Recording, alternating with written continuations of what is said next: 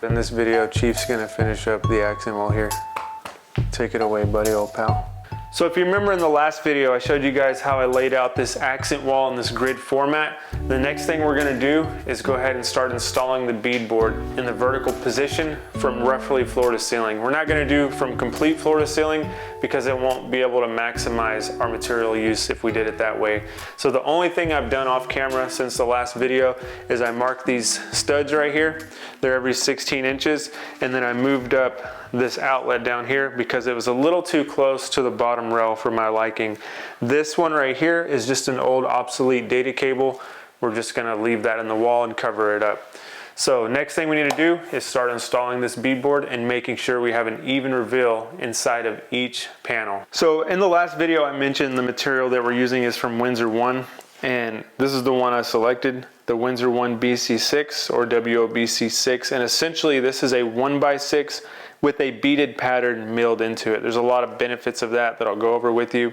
But I also want to mention, if anyone wants one of these catalogs, I'll leave a link at the top of the description. Doesn't matter if you're a homeowner, contractor, if you just want to see how these moldings look, I'll put you in touch with someone from Windsor 1 who can get you one of these. But these are real handy for getting ideas, design, and getting exactly what you need for your molding layout, which is what I'm doing here.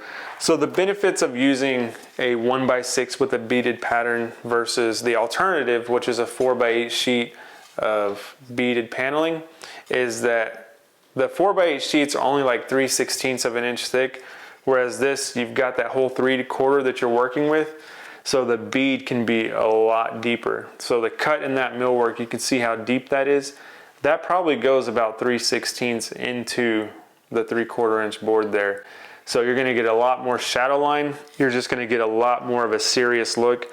And that millwork right there is super clean. So my experiences with the 4x8 sheets of beaded paneling is that round over right there is so shallow that it barely even looks like a bead. And then even when you paint it sometimes, a lot of that paint will fill up in that valley where that V is, and it just is not as pronounced. You don't get as much shadow.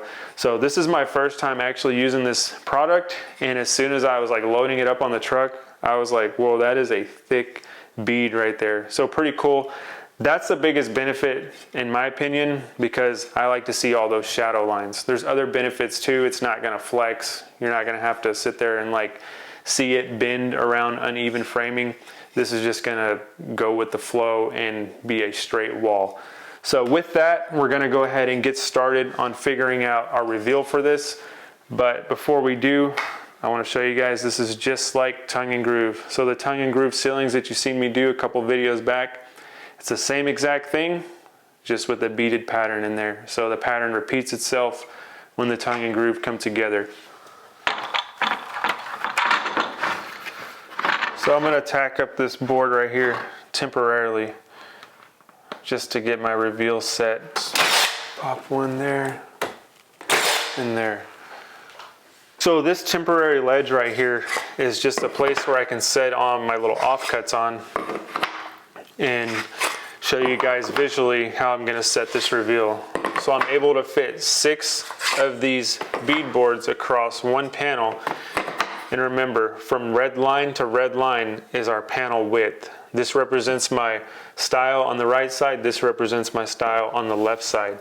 So I need to go from that style to the first bead, whatever dimension that is on the right side, I need it to be the same on the left side.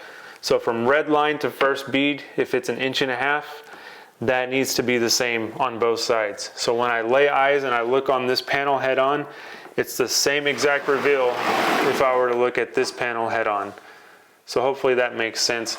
Now that I've got this up there, I can just figure out what that dimension is and then make marks on either side of this. And then our reveal will be set. And it looks like to me that there's gonna be a space in between here where we're not gonna have like the bead keep continuing. So we're gonna have 6 boards, a gap right here where this vertical style is, 6 boards, a gap right here. So that's actually gonna work out good. We're not gonna have to rip anything down. So let me figure out this here and then we'll get to cutting our boards. So now that we have our reveal figured out for our beadboard, we can go out to the miter saw and cut all those down. And the cool thing is we can set up a stop block on the miter saw, cut our 16-foot boards right in half to 8 foot. And then I'll set this little spacer here. This is just a 1x6. We could set that directly on the floor and just stack our beadboards up on that, and it'll elevate them so we can max our material usage. We can get 2 boards out of 1. To make straight cuts, I just put the blade down and then put the tape at the blade, and then we'll get it right lined up where it needs to be. And we'll do 96 and 5/8 because I actually measured these boards. They're a little bit longer than 16. So we'll lock that down there. Then I could just feed these things through.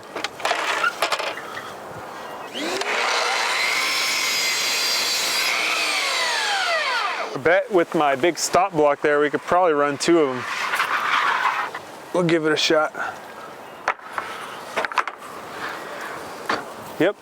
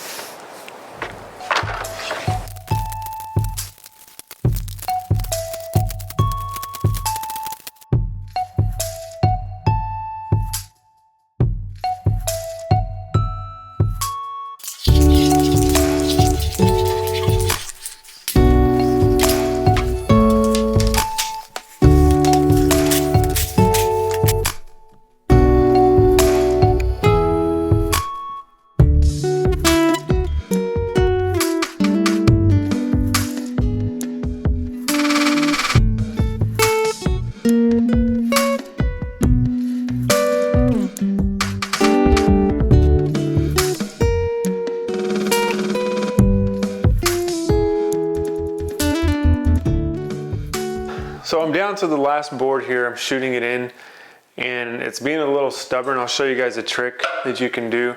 All of these boards have been great, but it's this last one I can't really push on it, especially because it's up against the wall. So if I just tack a board like right here, I'll tack it this way. And then if I put my clamp on that and then hook it there, I can get that board to pull over and close that gap up. So I closed it up and then I can shoot the board. And that should hold it. All right, so there you have it. That's all of our beadboard installed, and you can see it's evenly spaced on those sections for the proper reveal. And there's really nothing to it. Put some adhesive, blind nail those 18 gauge brad nails through the tongue, and it's good to go.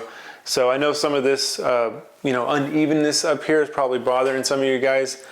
I don't really know what happened there. My guess is that when I was batch cutting these boards, that the one on the bottom wasn't pushed all the way up against the stop.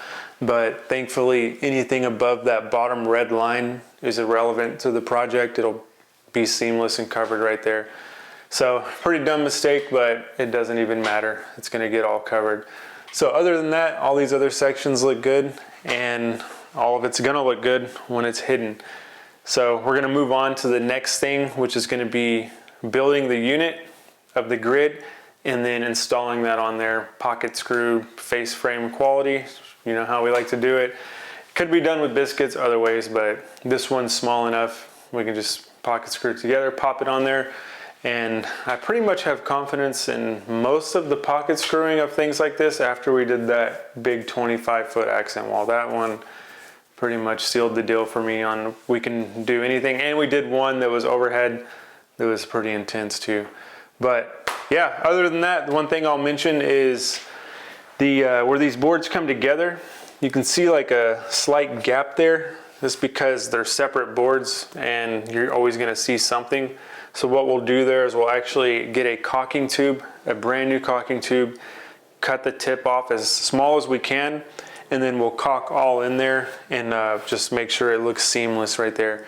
And what we're gonna do that with is elastomeric caulking, and there's a big reason why we're gonna do that. I'll go over it when we go through the prep aspect of this video, which will be probably the video after the next one. So you'll see that all taken care of. But other than that, thanks for hanging out with us on this project, and we're gonna go ahead and get ready for the next video, which will be building the unit. So we'll catch up with you guys then.